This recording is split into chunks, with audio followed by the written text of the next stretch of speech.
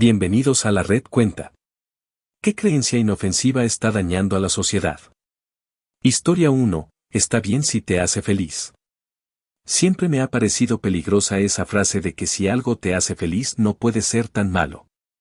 Suena bonito, incluso esperanzador, pero cuando lo ves aplicado en la vida real, te das cuenta de que no siempre funciona así. Conozco a alguien que la repite como si fuera su mantra. Tiene 40 años, vive con sus padres desde siempre y no ha tenido un empleo en más de 5 años.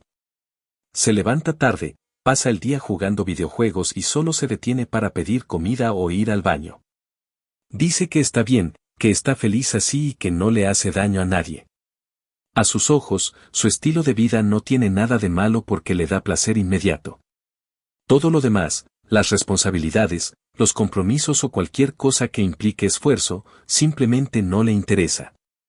Sus papás lo apoyaron mucho tiempo, pero ahora están cansados. Su mamá todavía le cocina y lava la ropa, pero lo hace con una mezcla de resignación y tristeza. Su papá apenas le dirige la palabra. En las reuniones familiares ya nadie le pregunta cómo va la vida porque todos saben la respuesta. Siempre está exactamente igual. Feliz, sí, pero completamente estancado. Cuando intentas hablar con él sobre cambiar las cosas, siempre responde lo mismo.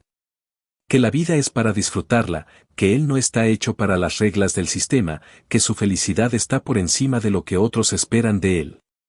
Y aunque suene muy filosófico, lo cierto es que no puede sostenerse por sí mismo, no tiene ahorros, no construyó nada y depende por completo de dos personas que ya están grandes. Me queda claro que no todo lo que nos hace sentir bien es bueno. El azúcar hace feliz a mucha gente y aún así destruye cuerpos. El alcohol puede darte buenos ratos, pero también te puede hundir. Y así como eso, hay placeres que se disfrazan de bienestar, pero terminan siendo cadenas. Historia 2. Enseñar que si alguien te trata mal es porque le gustas. Desde muy chica me dijeron que si alguien me trataba mal era porque le gustaba. Que si un niño me empujaba en el recreo o me jalaba el cabello, no era porque quisiera lastimarme, sino porque estaba enamorado. Me lo decían como si fuera algo tierno, casi como un cumplido disfrazado de agresión. Crecí normalizando eso. Empecé a creer que la gente que me hacía daño en realidad me quería. En la secundaria me juntaba con una amiga que me hacía comentarios pasivo-agresivos todo el tiempo. Me humillaba frente a otros, se burlaba de mi ropa, me hacía sentir menos. Pero cuando alguien más se lo hacía notar, ella decía que solo era una broma, que me tenía cariño. Y yo me lo creía. Pensaba que ese cariño disfrazado de crueldad era algo que debía agradecer. Ya en la universidad, salí con alguien que no me gritaba ni me pegaba, pero que me desarmaba con sus palabras. Me manipulaba emocionalmente, se enojaba si no le contestaba rápido, me hacía sentir culpable por cualquier cosa. A veces me ignoraba por días y luego volvía con una sonrisa como si nada. Y yo seguía ahí, convenciéndome de que todo eso era porque me quería, porque le importaba. Después de todo, eso me enseñaron desde niña. Me costó años de terapia darme cuenta de que todo ese patrón venía de una idea que parecía inofensiva, que la violencia era una forma de afecto. Que alguien que te trata mal lo hace porque no sabe cómo expresar lo que siente. Que es tu responsabilidad tener paciencia y entenderlo. Esa creencia me enseñó a justificar el daño, a minimizar el maltrato y a quedarme en lugares donde no me sentía segura. Ahora que lo veo con claridad, me parece increíble que algo tan común como una frase dirigida a un niño pueda tener efectos tan profundos y duraderos. Porque lo que de verdad enseña esa idea no es sobre amor, sino sobre aguantar. Historia 3. La idea de que debes monetizar todos tus hobbies. Desde que tengo memoria, cada vez que mostraba interés por algo, alguien me decía que debería convertirlo en un trabajo. Si dibujaba, me preguntaban por qué no habría comisiones. Si tocaba guitarra, me decían que subiera covers a redes. Si escribía historias, me sugerían publicar un libro o hacer un blog. Siempre había esa presión de sacarle algo más, como si disfrutar algo por el simple hecho de hacerlo no fuera suficiente. Durante mucho tiempo me lo creí. Empecé a convertir cada pasatiempo en una tarea. Lo que antes hacía para relajarme, de pronto venía con plazos, entregas, métricas y comentarios.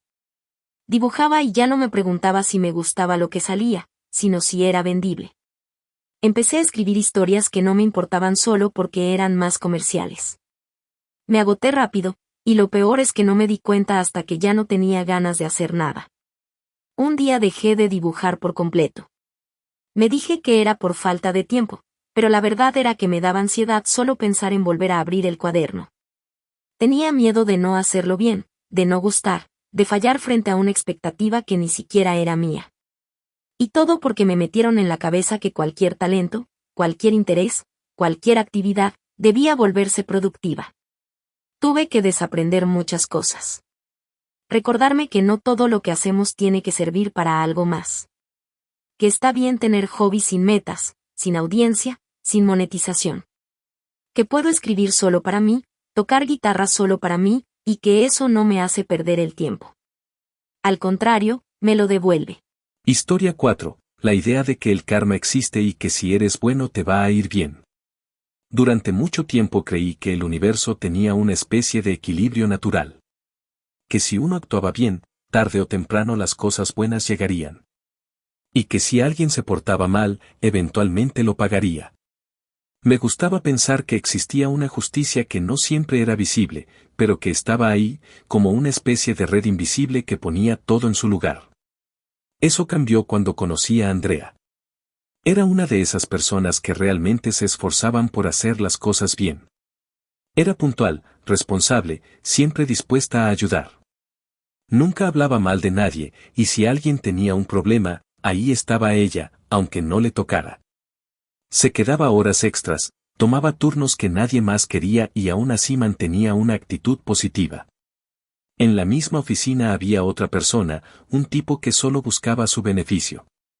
Se apropiaba del trabajo de otros, manipulaba a los supervisores, hacía lo mínimo indispensable y sabía exactamente qué decir y a quién para quedar bien. Todos lo sabíamos. Y todos asumíamos que en algún momento se le iba a caer la careta. Pero no a él lo ascendieron. Y a Andrea la despidieron en un recorte de personal. Sin explicación, sin reconocimiento, sin una oportunidad. Así de simple. La persona más íntegra del equipo terminó en la calle mientras el que pisaba a los demás subía otro escalón más. Ese día dejé de creer en el karma. O al menos en la idea de que todo se equilibra solo con buenas intenciones. Me di cuenta de que muchas veces, en el mundo real, ser buena persona no garantiza nada. Que hay quienes hacen todo bien y les va mal, y otros que viven a costa de los demás y siguen recibiendo premios. No digo que haya que dejar de hacer el bien, pero sí que es peligroso creer que todo se resuelve con justicia mágica. A veces, las cosas simplemente no son justas. Y esperar que el universo arregle lo que los humanos arruinan solo lleva a la frustración. Historia 5. No meterte en lo que no te importa. Crecí escuchando una frase que parecía sabia, práctica, incluso prudente: cada quien debe ocuparse de lo suyo. No te metas en lo que no te importa, mira para otro lado y seguí con tu vida.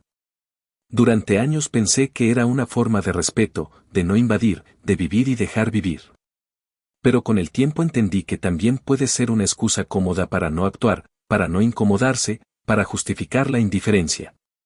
La primera vez que me lo cuestioné fue una tarde al salir del supermercado. Un hombre le gritaba a una joven en la entrada del estacionamiento.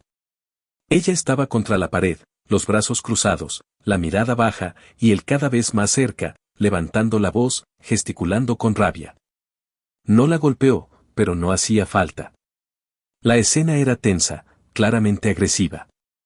Varias personas pasaron al lado fingiendo no ver nada. Unos bajaron la mirada, otros simplemente aceleraron el paso. Yo también estuve a punto de seguir, como si nada. Pero algo me detuvo. Me quedé a unos metros, con el celular en la mano, fingiendo buscar algo en mi bolsa. No intervine directamente, pero tampoco me fui. Bastó con quedarme ahí, visible. El tipo notó que lo estaba observando, murmuró algo y se fue. Ella se quedó un rato quieta y después se sentó en la banqueta a llorar. No hice mucho, pero entendí que quedarse al margen no siempre es neutral. A veces es justo lo que permite que el daño continúe. La segunda vez no fue un momento específico, sino algo que pasó lentamente. Todas las mañanas, camino al trabajo, paso por la misma esquina donde una señora mayor se instala con dos niños pequeños. Vende dulces en una caja de cartón, bajo el sol o bajo la lluvia, siempre en la misma posición. Durante meses la vi sin verla. Caminaba frente a ellos con prisa, fingiendo no notar nada, como si fueran parte del paisaje. No por maldad, sino por costumbre. Por esa idea aprendida de que no hay que meterse, de que uno no puede ayudar a todos, de que hay que ocuparse de lo propio. Un día, sin razón concreta, me detuve. Compré algo, pregunté cómo estaban. No fue un gesto grande ni transformador, pero en ese momento me di cuenta de que había pasado demasiado tiempo ignorando todo lo que ocurre a mi alrededor. No solo a esa señora y sus nietos, sino a todo lo que normalizamos como si no existiera. La pobreza, el abandono, la desigualdad. Esas cosas que aprendemos a no mirar para poder seguir adelante sin culpa. Esa frase que se repite como consejo, la de no meterse en lo que no es asunto de uno, suena sensata. Pero también puede convertirse en una venda que nos ponemos para no ver lo que nos incomoda. Historia 6. Que siempre debes ser positivo. Siempre escuché que lo importante es mantener una buena actitud. Que sin importar lo que pase, hay que enfocarse en lo positivo, sonreír, agradecer, no quejarse. Y por mucho tiempo traté de vivir así. No porque me naciera, sino porque era lo que se esperaba. Como si mostrar cualquier emoción que no fuera alegría fuera un problema. Me fui acostumbrando a ocultar cómo me sentía. A tragarme la tristeza, la frustración, la angustia. Si lo decía en voz alta, la respuesta era rápida, que estaba exagerando, que pensara en lo bueno, que todo era cuestión de perspectiva. Con el tiempo, dejé de hablar. No porque me sintiera mejor, sino porque me hicieron sentir que decir la verdad me volvía una carga. Eso no me ayudó. Me desconectó de los demás y de mí misma. Y lo que más me dolía no era sentirme mal, sino saber que no podía compartirlo sin que alguien intentara corregirme con frases vacías. Después empecé a notar que no era la única. En ciertos entornos todo gira en torno a mantener la energía alta y vivir en gratitud. Y cualquier cosa que se salga de ahí es vista como una amenaza. Hay personas que no quieren oír hablar de pobreza, salud mental o desigualdad porque dicen que eso atrae lo negativo. Y al final, esa obsesión por el pensamiento positivo se vuelve una excusa para no mirar lo que está mal.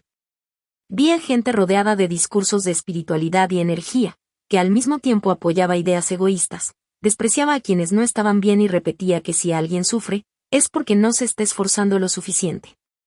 Como si el dolor fuera una elección. Como si todo dependiera de la actitud. Historia 7. Que existe el sentido común. En la fábrica donde trabajo había una creencia que se repetía cada vez que alguien proponía mejorar los protocolos de seguridad. Si la gente tiene sentido común, no hace falta tanto control.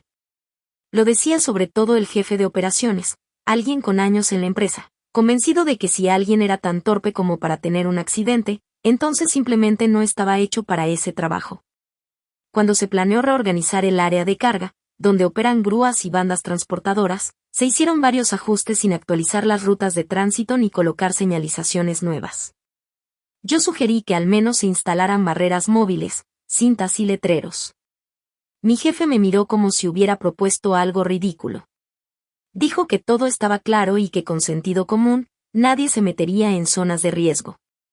Una semana después, un nuevo empleado, recién contratado y sin mucha experiencia, cruzó por una zona que antes era segura, pero que ahora quedaba justo en medio del nuevo trayecto de una grúa eléctrica. Iba distraído, sin casco, sin chaleco, cargando una caja con ambas manos. Como no había señalizaciones ni delimitaciones claras, no se dio cuenta de que la grúa venía en reversa. El operador tampoco lo vio a tiempo. Lo golpeó en el costado y cayó al suelo. La caja voló.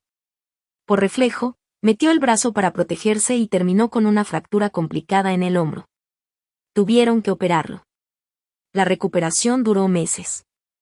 Cuando se hizo el informe del accidente, el jefe solo dijo que fue una serie de descuidos y que con un poco de sentido común se habría evitado. Pero fue justamente la falta de reglas claras, de indicaciones visibles y de un protocolo actualizado, lo que permitió que pasara. Ese día quedó clarísimo que el sentido común no es un estándar universal. La gente no reacciona igual, no interpreta igual los espacios ni los riesgos. Depender de eso es simplemente una forma elegante de lavarse las manos. Historia 8. Que puedes lograr cualquier cosa mientras te lo propongas. Desde chico me repitieron que si me esforzaba lo suficiente, todo era posible. Que con disciplina, constancia y buena actitud, cualquier meta estaba al alcance. Me lo decían en la escuela, en casa, en todas partes. Y por mucho tiempo me lo creí. Así que cuando entré a la universidad, me prometí que no iba a pedir ayuda. Nada de adaptaciones, nada de excusas. Aunque tenía dificultades de aprendizaje diagnosticadas, decidí que podía con todo. Que si los demás lo lograban, yo también. Me desvelaba, repasaba 1000 veces, organizaba mis apuntes, me llenaba de recordatorios. Cada examen era una batalla. Y cada vez que fallaba, no pensaba que algo tenía que cambiar, sino que debía esforzarme más. Con el tiempo, el agotamiento me alcanzó. Dormía poco, vivía con ansiedad, me costaba concentrarme incluso en cosas simples. Aún así, seguía dándolo todo. Me convencí de que si lo dejaba, era porque no tenía carácter. Pero la verdad es que ni con todo ese esfuerzo fue suficiente. No aprobé las materias clave del semestre. Me atrasé. Me sentí una carga. Mientras los demás avanzaban, yo tenía que aceptar que no podía. Y no porque no lo intentara, sino porque había algo que no se resolvía solo con echarle ganas. Ahí entendí lo que nunca me dijeron, que no todo se logra con actitud. Que hay cosas que no están al alcance, por más que uno lo quiera. Y que aceptar eso no es rendirse, es sobrevivir. Tuve que abandonar la carrera. Me costó mucho dejarla. No porque no me importara, sino porque entendí que ese camino no era para mí, al menos no de esa forma. No lo logré. Y no porque no diera el 100%, sino porque a veces, simplemente, eso no basta. Historia 9. La idea de que la familia es lo más importante. Crecí con la idea de que la familia es lo más importante. Que siempre hay que perdonar, aguantar, mantener el contacto. Que no importa lo que pase, uno tiene que estar ahí porque la sangre pesa más. Me lo repitieron tantas veces que llegué a pensar que el problema era yo por sentirme mal con ellos. En mi casa nunca tomaron en serio lo que me gustaba. Me apasionaba el arte y todo lo relacionado con la cultura japonesa.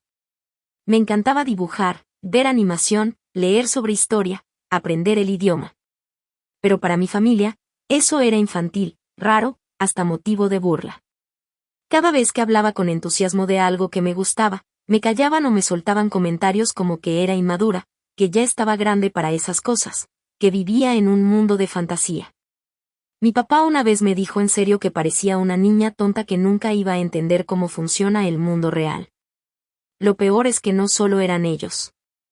Mis tíos y abuelos se burlaban de mí en cada reunión familiar. Me imitaban cuando hablaba, se reían de mi forma de vestir, hacían comentarios hirientes frente a todos. Y mis papás lo permitían. Nunca dijeron nada. Nunca me defendieron. A veces hasta se reían con ellos. Y si me molestaba o me ponía triste, me decían que era muy sensible, que todo me lo tomaba personal. Después vino lo de la cirugía. Me operaron del apéndice y estuve internada 3 días. Ninguno fue a verme. Mi mamá dijo que no era grave, que no tenía caso ir. Solo una amiga del trabajo me mandó un mensaje. Yo estaba sola, adolorida, con fiebre, esperando que alguien apareciera. No lo hicieron. Aguanté mucho tiempo porque sentía que debía hacerlo. Que era mi familia y que yo tenía que entenderlos, que así eran ellos, que no podía pedir más. Pero un día me di cuenta de que no había una sola parte de mí que se sintiera a salvo con ellos. Todo era tensión, juicio, incomodidad. Y lo peor era que ellos ni lo notaban, o fingían que no. Empecé a poner distancia. Dejé de responder mensajes, de ir a reuniones, de contarles cosas. No fue un corte drástico, fue más como apagar una luz que ya no alumbraba nada. Y aunque dolió, respiré. A veces, La familia no es ese lugar al que uno vuelve. A veces es el lugar del que uno tiene que salir para poder empezar a vivir de verdad. Historia 10. La idea de que todos deben querer convivir con tus mascotas. Últimamente parece que todo gira en torno a los perros. Que si no te encantan, algo anda mal contigo. Que si no los quieres abrazar, eres un amargado. Que si te molesta que estén en un restaurante, entonces eres insensible. Y sinceramente, ya cansa. Me ha tocado ir a plazas y cafeterías donde permiten la entrada de mascotas. En teoría no tengo problema con eso, pero en la práctica, la gente no sabe respetar. Una vez fui a comer con un amigo a un lugar pet friendly y, sin que nos preguntaran, nos sentaron junto a una pareja con un perro de tamaño mediano. No traía correa, se subía a las sillas y, al poco rato, vomitó justo al lado de nuestra mesa. Los empleados tuvieron que limpiar mientras los dueños solo decían que pobrecito, que seguro algo le cayó mal. Nadie les pidió que se fueran. Nosotros sí terminamos yéndonos. Otra vez, en una sala de espera, una señora traía un perro lleno de pelo suelto. Yo soy alérgico. Me empezó a picar la garganta, los ojos se me pusieron rojos y cuando le pedí amablemente si podía alejarlo un poco, me respondió que si no me gustaban los animales, mejor no saliera de casa. Como si respirar fuera un capricho. Y lo peor son los que no entienden el espacio personal. En una reunión familiar, una conocida llegó con su perro sin avisar. Lo soltó en la sala y el animal se me subió encima. Intenté apartarlo con cuidado y me miraron mal. Luego ella me dijo que lo abrazara, que el perro era muy sensible, que podía ponerse triste si sentía rechazo. Como si uno tuviera la obligación de demostrar cariño para no quedar como el malo del cuento. No tengo nada en contra de los animales. De verdad. Pero hay una diferencia entre querer a tu mascota y esperar que el resto del mundo la trate como un ser sagrado. No todos estamos obligados a amarlos. No todos los espacios son adecuados. Y no todo se resuelve diciendo que nunca hace nada. Historia 11, que debes amarte a ti mismo primero para poder recibir amor. Siempre escuché que antes de que alguien más te quiera, tú tienes que quererte a ti mismo. Que si no te amas, nadie más podrá hacerlo. Esa frase la repiten como un mantra en redes sociales, libros de autoayuda y hasta en terapia. Pero la realidad es otra. Tuve momentos en los que me sentía inseguro, con baja autoestima, sin saber cómo valorarme. Pensaba que nadie podría quererme hasta que yo mismo aprendiera a hacerlo. Pero la verdad es que ese pensamiento solo me aislaba más.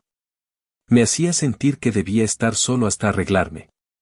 Pero en un momento apareció alguien que vio en mí algo que yo no podía ver. No porque fuera perfecto, ni porque yo ya me amara, sino simplemente porque vio mi valor sin condiciones. Esa persona me mostró que el amor no es un premio que se gana cumpliendo requisitos internos. Que a veces, alguien puede enseñarte a quererte mientras te quiere. El amor no es lógico ni una transacción. No es algo que das solo si cumples un checklist mental. Esa idea de que tienes que amarte para merecer amor solo alimenta la soledad y la falta de comunidad. Porque muchas personas esperan a estar completas para abrirse y entonces nunca se conectan. Quien te ama puede ayudarte a descubrir tu valor. Puede estar contigo en los días difíciles, cuando tú mismo no te soportas. Y eso no te hace menos digno. Al contrario, el amor verdadero nace de aceptar esas imperfecciones y crecer juntos. Suscríbete para escuchar más de lo que la red cuenta. ¿Tienes historias? Déjalas en comentarios.